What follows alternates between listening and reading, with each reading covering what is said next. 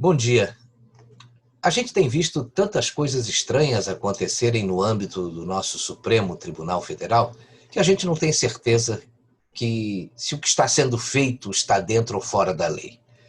Nós convidamos para o nosso programa Entrevista de hoje o professor e desembargador Jorge Romero para nos dar uma aula sobre os tipos de processo penal. Depois, essa entrevista vai continuar amanhã. Depois dessa aula, nós vamos conversar sobre o que está acontecendo no nosso Supremo. Mas eu, antes de mais nada, queria dar as boas-vindas ao desembargador e professor Jorge Romero. Tudo bem, professor? Tudo bem, Marcelo. E eu agradeço muito essa oportunidade, porque esse tema que eu vou abordar hoje, justamente era de uma aula era um ponto do programa que eu dava na Universidade Federal, na Faculdade Nacional de Direito da UFRJ, nas minhas turmas de processo penal. Então, De ótimo que modo nós vamos ter que uma aula, né? Aqui sobre o processo penal. E eu vou ter um reencontro, né? Com essa aula, com essas noções. Mas e os processos, professor? Como é que surgiu aí o processo penal? Marcelo, até hoje, da antiguidade até hoje, nós só tivemos 3 tipos de processo. Porque é uma coisa, não é? Você não pode inovar nisso. Você tem que estabelecer, tem que se submeter a uma regra, a um caminhar pela justiça penal, de modo que não pode ser um negócio fora dos trilhos, saindo da curva toda hora. Então, tem que haver uma regra e que aí vai depender de cada legislação que eu tenho. Mas, de um modo geral, nós temos 3 tipos de processo. Só tivemos e continuamos a ter, que é o acusatório, o inquisitório e o misto, que, como diz o próprio nome desse terceiro tipo, é uma reunião dos 2 primeiros. O primeiro que surge, por incrível que pareça, mostra o aprimoramento de uma regra, de uma época, na ocasião de adotar, que é o acusatório, que é o tipo que nós hoje adotamos aqui no Brasil. Ele surge em várias legislações da época. Ele é visto na Índia, em Atenas, nos 2 grandes tribunais que lá tinham, que eram os Eliastas e o Areópago, e também, principalmente, na Roma Antiga, no apogeu, e ele era, na época, republicano. Ele tem umas características marcantes que muitas delas perduram até hoje. Ele pode ser oral ou escrito. O nosso processo tem atos orais e atos escritos. Ele é público. Para quê? Para ser fiscalizável pelo olho popular. Ele não deve esconder nada do acompanhamento que se faz pelo povo. Ele é contraditório. As partes devem ter garantidas, tanto o acusador como o réu, os mesmos direitos e as mesmas oportunidades. É muito importante. O que uma pode fazer, a outra também deve fazer. E a sua iniciativa cabe sempre à parte acusadora.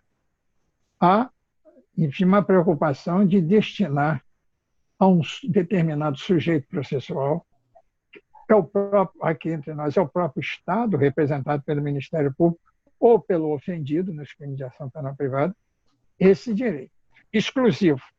E as funções de defender, acusar e julgar são atribuídas a 3 sujeitos processuais distintos, né? Ao acusador, ao defensor. Mas por que eu falei as 3 funções? Porque outrora essas funções eram fechadas na mão de um só sujeito, o juiz, como nós vamos ver em seguida. Aqui não, há separação completa entre os 3. O acusador acusa, propõe a acusação em juízo e acompanha e vai até o final. O defensor, evidentemente, com todas as garantias, defende até onde pode o seu constituinte e o juiz se limita a julgar. No nosso sistema, o juiz preside os atos de instrução, o que não ocorre em outros. Muito bem. Então, o que há é uma preservação da igualdade de direitos e equilíbrio desses direitos e obrigações. Mas o segundo tipo é o processo inquisitório. Ele surge, é verificado na Europa, foi o berço de tudo naquela época, a partir do século XII. Ele é oriundo do direito canônico. Mas aqui eu quero fazer um escorçozinho histórico para explicar certas coisas que, à primeira vista, o intérprete pode ficar impressionado. Que é um pulo grande que se dá entre um e outro, e, no meu modo de ver, no mau sentido. Com a queda do Império Romano, na época já em Constantinopla, o que aconteceu? Uma decadência das instituições, da justiça, e sabem, todo mundo sabe, que quando as instituições democráticas se desfazem nos seus princípios, nas suas regras, ela dá chance, principalmente naquela época, a que outros dominem o povo pela força. E foi o que aconteceu. A queda daquele último bastião de fecundidade jurídica, de apogeu, etc., que foi lá no Império Romano, surgem na Europa as famosas invasões bárbaras. Povos, evidentemente, ignorantes em termos intelectuais, completamente, mas com a força, vêm do leste para o oeste na Europa e dominam pela força, pela espada, vão conquistando aquelas nações e passam a dominar e se instalar ali. O Átila até tinha uma frase que onde ele passava não nascia grama, o cavalo dele, porque era muito mal. E com seus usos e costumes atrasadíssimos, né? No nosso ver.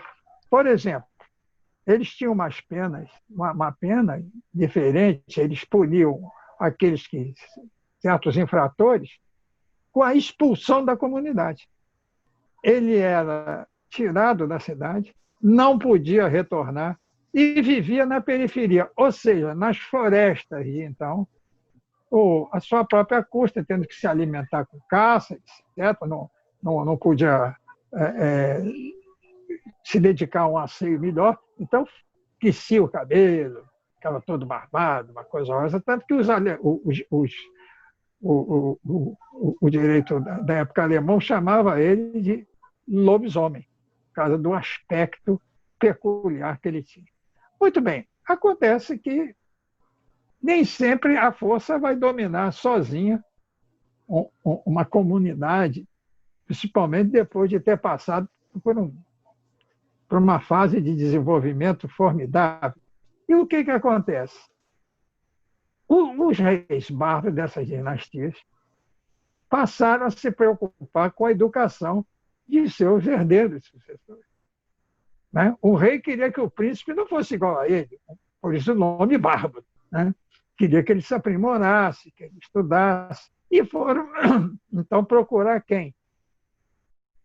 Os homens da igreja, que viviam, durante o apogeu romano, perseguidos, nas catacumbas, escondidos e aprimorando seus conhecimentos, com bibliotecas formidáveis. Houve até um filme que passou aí, mostrava isso, um mosteiro num morro, afastado da cidade.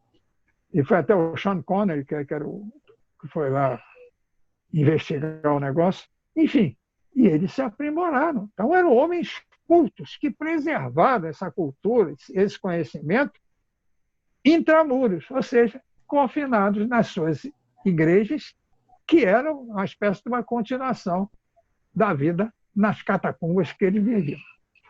Então surge, a partir do século XII, o predomínio do chamado direito canônico, um direito diferente, completamente antagônico ao primeiro, que é fruto de Roma, da Grécia, etc., mas com características, então, completamente adversas, até por uma questão de preservação deles. Eles não podiam, como nas catacumbas, se expor, e achavam que também na justiça eclesiástica não deviam. Até hoje, você vê que isso tem algo a ver. Eu estudei direito canônico na faculdade, o Código Canônico não é conhecido de nós, pouco. Ele é reformado, mas ele tem uma legislação própria até hoje. Bom, então esse direito ele é escrito, secreto, não contraditório, por isso o nome inquisitório, e as funções de acusar, investigar e julgar são enfeixadas na mão dos magistrados. De modo que o réu não tem garantias, né? Ele é um verdadeiro objeto desse processo e até tem aquele provérbio, né, que uma expressão em voga na época que dizia, não, se ele é inocente, não precisa de defesa. E se for culpado, é indigno dela. Então, para vocês verem até onde ia a ideia. Ele mostra isso perfeitamente, que ele é um objeto do processo. Ele não é um sujeito processual com as garantias que deveria ter para poder se defender. E até há tribunais como o de 1503, chamado famoso Constitutio Criminalis Carolina, né? Que o sujeito, o acusado, era preso, sofria uma delação, era preso, era levado ao cárcere, não sabia qual era a acusação, não sabia o que era seu juiz, não tinha direito a defensor, nem acusador, que era o próprio juiz, e só saía dali, geralmente, para execução, para o patíbulo. De modo que era essa a guinada que houve histórica nesse processo e que mostra uma evolução, evidentemente, através dele não se chega ao bom ideal de justiça. E ele é visto em várias legislações famosas, nas leis das Siete Partidas na Espanha, que eram 7 ordenações que foram mandadas coligir pelo Afonso X, o rei, que, como diz os espanhóis depois dele, El Sábio. Eu tive a oportunidade de ver lá em Sevilha as ruas Afonso X, embaixo, El Sábio. E foi um processo muito difundido, inclusive para você ver como é que eram as acusações, as delações. Na Itália, em Veneza, haviam 2 tipos de processo. Eu tive a oportunidade de ir lá ver o negócio, mas acabei não indo, que você tinha 2 tipos de processo, per denunciazione e per inquisitionem. E quanto aos primeiros, eles eram feitos da seguinte forma. No Palácio Ducal de Veneza, eu passei na porta e não vi, esqueci. Tem 2 orifícios, eram chamadas bocas da verdade. Porque o sujeito ia falar, ou a vítima, ou outro qualquer, desafeto de alguém, colocava um papel escrito as denúncias anônimas. Eles colhiam aquilo lá nos subterrâneos e processavam o sujeito, que não sabia nem como ia se defender. E também depois, no século XVI, os processos per denunciação acabaram, ficaram só os segundos. Bom, até que chega o ano dourado de 1670 para os franceses, que tem muito a ver com esse desenvolvimento. O Luís XIV, o Rei Sol, que fez uma famosa administração na França, colocando no ápice das nações naquele tempo, tinha um ministro sensacional, que era o Colbert, que era ministro. Eu conhecia, sabe, pelos meus estudos, eu conhecia ele apenas como ministro da Justiça, que os franceses chamam de garde des sceaux, guarda dos seus. Mas não. Quando eu tive a oportunidade, quando eu visitei Reims, que é Reims, né? O francês chama de Reims, que é a cidade onde os reis eram coroados, e tal, muito importante na França. E me disseram que o Colbert foi um grande ministro da Fazenda também. Disse que ele era um craque. E ele, preocupado com esses absurdos que ocorriam no processo, no processo inquisitório, criou uma que eles franceses chamam de ordonnance, uma ordenação, uma compilação, uma espécie de um código hoje para a gente, que foi considerada a mais perfeita expressão do sistema inquisitório no âmbito do processo penal. E ela, então, organizou os processos em 3 fases, que praticamente já eram adotadas, só que eram fechadas na mão do juiz. A fase das informações, que eram as averiguações, porque a colheita de provas era dada, a de instrução preparatória, que transcorria já em juízo, e a de julgamento. Essas 3 fases eram secretas e escritas, sem contraditório, com colheita de prova, e esta se completava com a tortura, na maioria das vezes, porque quando se tratava, você ficava só nos indícios, nas conjecturas, sem que se conseguisse uma prova sólida da culpa do acusado, não, vamos passar para o capítulo da tortura, porque ele tem que confessar, ele está mentindo. E assim foi isso. Então, aparece também o acusador, ele não atuava no processo, não, mas os reis da época tinham interesse em algumas decisões, principalmente dos tribunais, e mandavam, então, o seu procurador, que ficava no estrado, ele não intervinha, mas ele apenas observava os julgamentos, o tribunal deixava ele participar como ouvinte, para, evidentemente, levar ao rei o que se passou naquele recinto. Então, tanto que o Ministério Público francês, que congrega os promotores lá em França, é chamado de parquet. Por quê? Justamente que ele ficava em cima de um estrado, em pé, para acompanhar o julgamento, e não tinha assento junto com o juiz. Bom, e mais tarde, também passou a se admitir, excepcionalmente, dentro desse processo, um defensor, sob o argumento seguinte: la présence d'un défenseur n'est pas admise que pour les affaires compliquées. Quando o caso era complicado, eles foram inteligentes. Deixa vir o defensor, que vai ajudar nós a deslindar.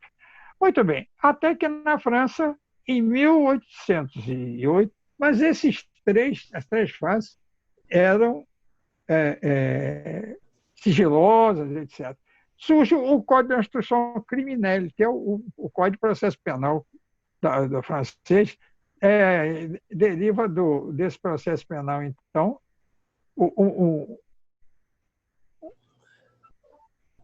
um acomodamento dos 2 sistemas, tanto do inquisitório como do misto. Por que isso? Surge esse processo misto, para mostrar que, na terceira e última fase, a primeira de investigação e a segunda de instrução eram presididas por outra pessoa, mas na terceira esse processo se abre ao público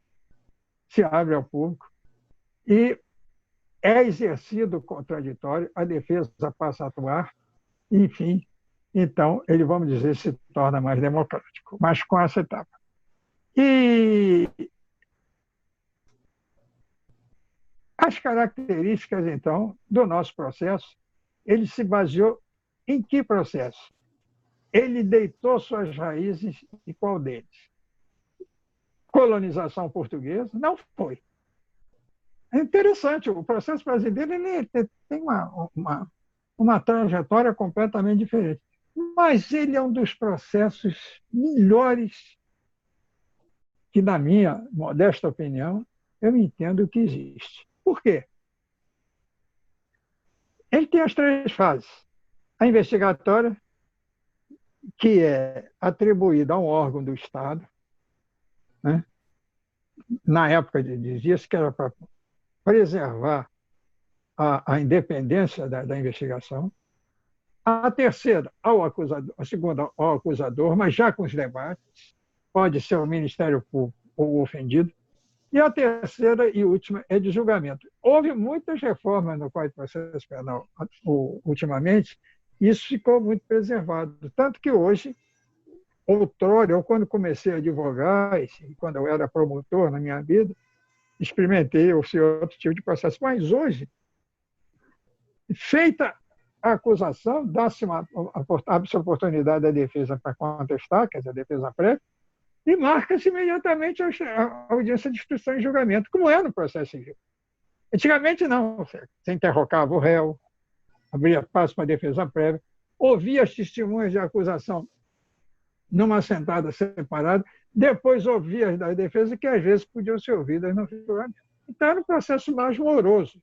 Isso, evidentemente, foi feito com milosos propósitos e abreviou muito a tramitação do processo penal. Mas ele é um processo muito democrático.